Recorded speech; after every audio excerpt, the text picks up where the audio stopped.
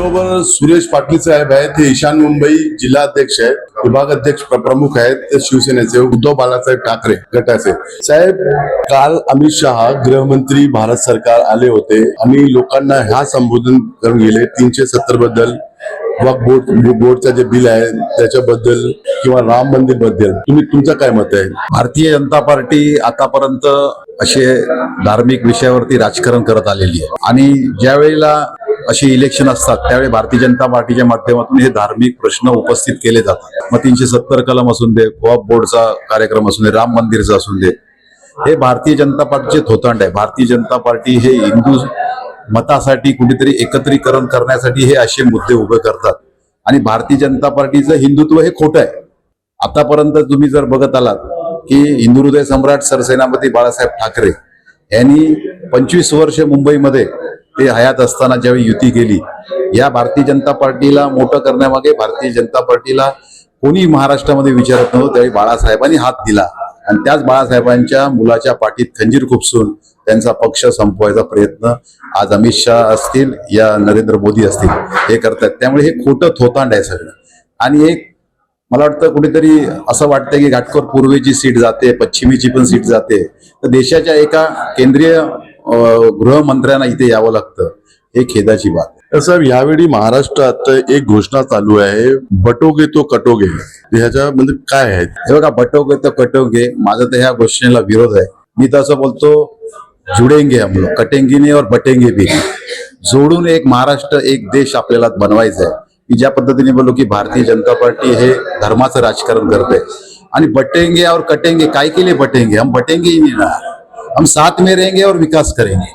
हमारा तो नारा ये है, हम साथ में रहेंगे और विकास करेंगे, बटेंगे नहीं और कटेंगे भी नहीं. ये किधर तो भी राजनीति, अभी जो लोकसभा हुआ, लोकसभा में उनको मालूम पड़ा कि महाविकास आघाड़ी का 31 सीट आया. अभी लोकसभा होने के बाद उनको मालूम पड़ेगा अभी तो धर्म में दो बात नहीं करेंगे, तो इन लोग को मुस्लिम समाज का जो वोटिंग आज उद्धव साहब के साथ में है, महाविकास आघाड़ी के साथ में, उनको किधर तो भी वो दो भाग करने का कोशिश कर रहे. उसके लिए आने वाले टाइम पे हम लोग सब साथ में ही रहेंगे और विकास करेंगे. साहेब, भाजपाचे आमदार 35 वर्षापासून घाटकोपर पूर्व मध्ये भाजपाचे आमदार आहेत आणि तुम्ही पण नगरसेवक होते दोनदा. प्रश्न विकासचा आहे, घाटकोपर विकसित झाला का? नाही झाला. घाटकोपर पूर्व आज बघायला गेलं तर महानगरपालिकेच्या माध्यमातून इथे नगरसेवक पण भारतीय जनता पार्टीचे जास्त आहेत. 35 वर्ष आमदार आहेत. आज बघायला गेलं तर आज पावसामध्ये घाटकोपर पूर्वला एवढं पाणी साचलं जातं की लोकांचे खूप मोठे बिकट प्रश्न आहेत. हे प्रश्न कुठे सोडवले गेले? आज कामराजनगर रमाबाईमध्ये ज्या स्कीम आणल्या आहेत तिथेही दादागिरी चालली आहे शिंदे गटाच्या माध्यमातून, भारतीय जनता पार्टीच्या माध्यमातून. लोकांना घराला आमचा विरोध नाहीये, लोकांना चांगली घरं द्या, तिथल्या तिथेच घरं द्या. पण हे कुठेतरी दलाल आज शिंदे गटाचे असून देत, भारतीय जनता पार्टीचे असून देत, हे दलाली करतायत. त्यांना बाजूला करून शासनाने त्यांची कुठली जी स्कीम आहे ती लोकांपर्यंत स्वतः येऊन सांगावी. लोक स्वतःहून तयार आहेत. त्यामुळे घाटकोपर पूर्वला ज्या पद्धतीने भारतीय जनता पार्टी 35-40 वर्ष इथे सत्तेमध्ये आहे, त्या सत्तेच्या प्रमाणे इथे विकास झालेला नाही. माता रमाबाई नगर असो, कामराज नगर, नित्यानंद नगर, लक्ष्मी नगर, हे सर्व झोपडपट्टी जे क्षेत्र आहेत आणि आमच्या इकडचे पूर्वी जे हाऊसिंग मिनिस्टर होते, गृहनिर्माण मंत्री प्रकाश मेहता होते. आजपासून तिकडचं झोपडपट्टी 20 वर्षापूर्वी ज्या स्थितीमध्ये होत्या आज पण तसंच आहे. कसं बघता तुम्ही? मी तेच सांगतोय ना की यांनी यांचा विकास केला, गोरगरीब लोकांचा विकास केलेला नाही. त्यामुळे आता कुठेतरी परिवर्तन करणं गरजेचं आहे. त्यामुळे राखीताईंच्या माध्यमातून महाविकास आघाडीने जो उमेदवार दिलेला हा सक्षम उमेदवार आहे. राखीताई स्वतः 15 वर्ष या विभागातलं नेतृत्व करतायत.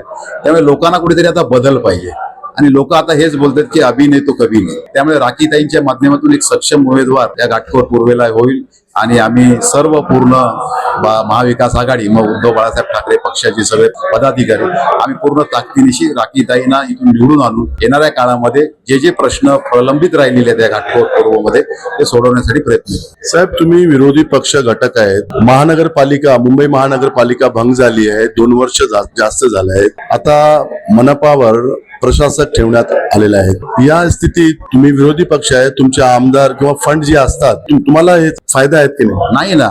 आज ज्या पद्धतीने पक्षपात केला जातोय, ज्यावेळी हे मिंदे सरकार तयार झालं, एकनाथ शिंदे ज्यावेळी शिवसेनेमधून कुठून बाहेर पडले, त्यानंतर मुंबई महानगरपालिकेतले काही नगरसेवक त्यांच्याकडे जे गेले त्यांना निधी दिला जातो आणि आम्ही इथे उद्धव बाळासाहेब ठाकरेंबरोबर थांबल्यामुळे आम्हाला निधी दिला जात नाही. राष्ट्रवादीचे जे शरद पवार साहेब पक्षात जे नगरसेवक आहेत ते राहिले, त्यांना दिला जात नाही. काँग्रेसला दिले जात नाही. फक्त जे फुटलेले नगरसेवक तिकडे गेलेत आणि भारतीय जनता पार्टीचे नगरसेवक यांनाच फक्त निधी दिला जातोय. का त्यांचाही टर्म संपलेला आहे. त्यांनाही 2022ला जो टर्म होता 5 वर्षात संपलाय. पण त्यांना तुम्ही निधी देता आणि आम्हाला निधी देत नाही, हा पक्षपातीच आहे. आणि जो येणारा निधी हा खर्च खरोखर होतोय का विकास कामामध्ये? आता घाटकोपर पश्चिमला कमीत कमी 100 कोटी रुपये निधी आला, नाही झाला. कुठे कामं झाली? इथेही काहीतरी 100 कोटी निधी आला महानगरपालिकेचा, नाही खर्च झाला. मग हा निधी जातो कुठे? आज शाखा प्रमुखांना पण एकनाथ शिंदेच्या गटातले आहेत, त्यांनाही निधी येतोय 2-2 कोटी रुपये. म्हणजे हा पक्षपाती नाही आहे का? म्हणून मुंबई महानगरपालिकेचं इलेक्शन न घेण्याचं कारण हेच आहे की यांना प्रशासक बसून मुंबई महानगरपालिका खाली करायची. जनतेचा कसा प्रतिसाद आहे तर राखी जाधव बरोबर? खूप चांगला प्रतिसाद आहे. मी आताच तुम्हाला बोललो, एक सक्षम नेतृत्व म्हणून घाटकोपर पूर्वला बघतायत राखीताईंना. आणि येणाऱ्या 20 तारखेला भरमसाठ असं मतदान होईल या घाटकोपर पूर्व मधून आणि 23 तारखेला राखीताई ह्या विजयी होतील. थँक्यू. ते आमच्या सोबत सुरेश पाटील साहेब होते. बेबाकीने सर्व प्रश्नाचं उत्तर यांनी दिली आणि यांना हे म्हणायचे आहे की राखीताई घाटकोपरचा विकास करतील. मी सय्यद गुलाम हुसैन, मुंबईतून RSS. राखी हरिश्चंद्र जाधव यांना मतदान कसे करावे? मतदान करायला गेल्यावर पहिल्या ईव्हीएम मशीनवर अनुक्रमांक 2 ला जाधव राखी हरिश्चंद्र नावासमोर फोटो आणि तुतारी वाजवणारा माणूस या चिन्हाची खात्री करून समोरील बटन दाबावे. त्यानंतर बाजूला असलेल्या व्हीव्हीपॅट मशीनमध्ये आपण दिलेले मत जाधव राखी हरिश्चंद्र यांना पडले आहे का हे पडताळून